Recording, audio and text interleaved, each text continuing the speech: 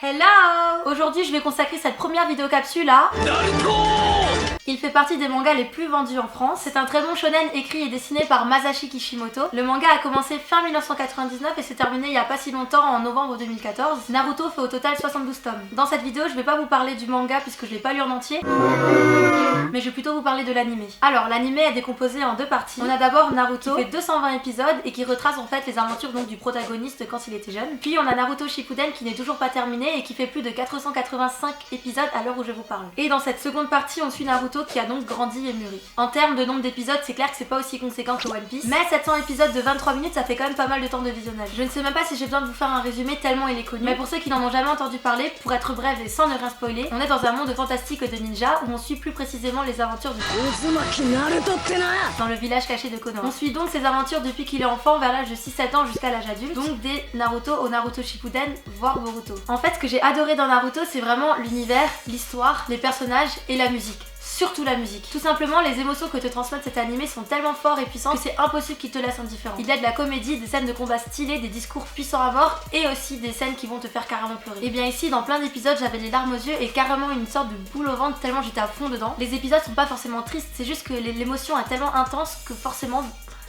tu es obligé de ressentir quelque chose. Et je suis sûre qu'il y en a plein comme moi qui sont hyper sensibles et qui ont déjà pleuré ou qui ont déjà ressenti la petite boule au ventre comme ça quand on regarde des animés. Les principales valeurs de Naruto, et comme tout bon shonen, sont la justice, l'amitié, le dépassement de soi et surtout le désir de vaincre. En gros, j'adore Naruto et les leçons de vie qu'il nous donne parce que oui, c'est loin d'être abrutissant comme beaucoup le pensent. Alors, ce que j'ai aimé, tout, on a l'univers ninja, le côté fantastique des pouvoirs en rapport avec les différents éléments de la nature. J'adore quand c'est fantastique, que ce soit en film, en anime, en manga du coup.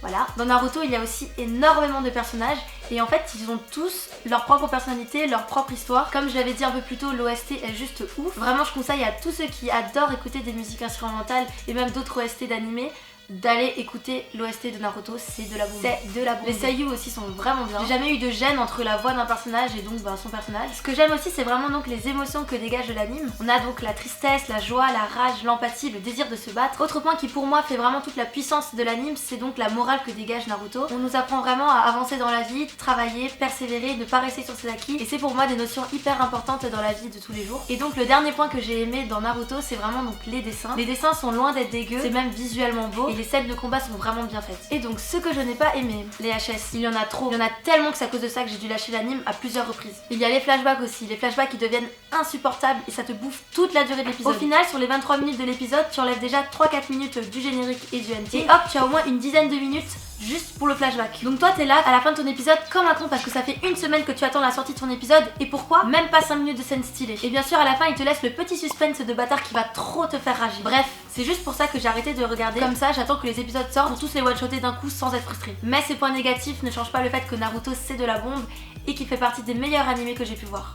Dites-moi dans les commentaires ce que vous avez pensé de Naruto, mais sans spoiler s'il vous plaît, parce que ça serait vraiment dommage pour ceux qui n'ont pas encore vu. N'hésitez pas à mettre un pouce bleu si vous avez aimé, et à vous abonner à ma chaîne si vous avez envie de découvrir d'autres mangas ou animés. Des bisous et à la prochaine.